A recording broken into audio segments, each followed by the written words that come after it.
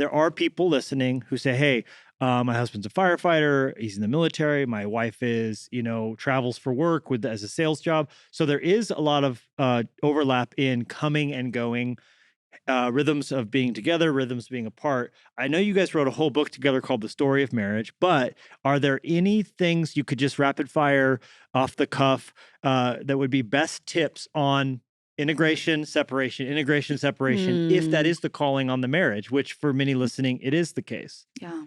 Well, I mean, it's grace. Grace gives you the ability to do this. And what you have to remember is you're going to be two different roles on the road and at home.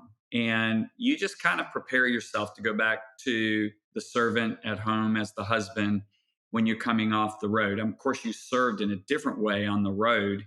And you're out there. People are just like, thank you, thank you, thank you. They're taking care of you. I just come home and say, okay, now it's time for me to take care of Lisa. So I just come home with because I believe that, Jesus left an illustrated sermon. The last one he did was wash the disciples' feet, saying, hey, I'm Lord of the church, but I'm the number one servant, because that's what servants did back in those days. They washed the family's feet when they came in. And I just believe that you have to get that mindset. And when you get that mindset, it becomes fun. It becomes fulfilling. If you see it as, oh gosh, I got to go home and work now. I got to go home and do all these things for Lisa or the kids. Well, then all of a sudden now you're going to be resentful and you're going to carry an attitude with it. So I think it's just a paradigm shift. And when we're away from each other, you just really focus in on what you're doing, either writing a book or preaching to people or doing other things for the ministry leadership. And you just fill your time with doing that. And you don't get lonely when you do that. You don't sit there and go, man, why can't I be with my wife right now? You just keep yourself busy, occupied. And you spend a lot of time with the Lord too. That's the other good thing. Yeah. But then when you come home, you got to take care of home. So it's just two different mindsets. Yeah, I think there's definitely a challenge with the reentry and exit, though. I mean, I think that we all have to be honest that you can go out on the road and get affirmation for performance. And when you come home, people aren't like, what an amazing dinner.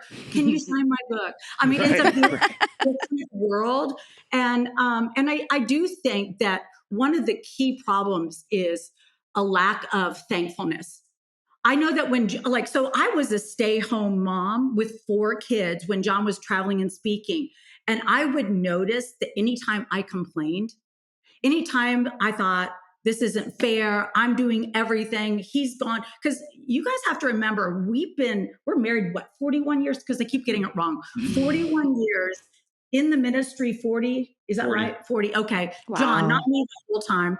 But of course, I believe a wife is in it. Full time, staying home and guarding the supplies. But whenever I complained, solid 1 Samuel reference right there, or 2 Samuel reference right there. The grace of God lifted on my life. Whenever I complained, it was like my whole world fell apart.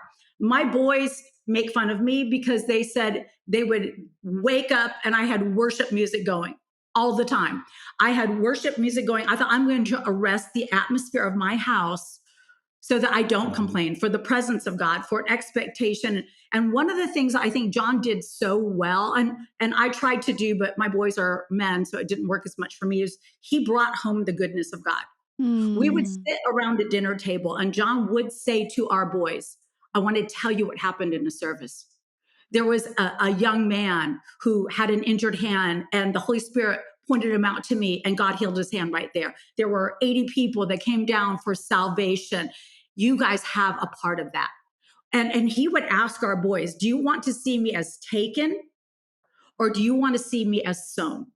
Because if you see me as taken away from you, that's a very different dynamic than sowing. And then, the other thing is, when we were home, we enjoyed each other. We didn't complain about the times we didn't have together when we finally had time together.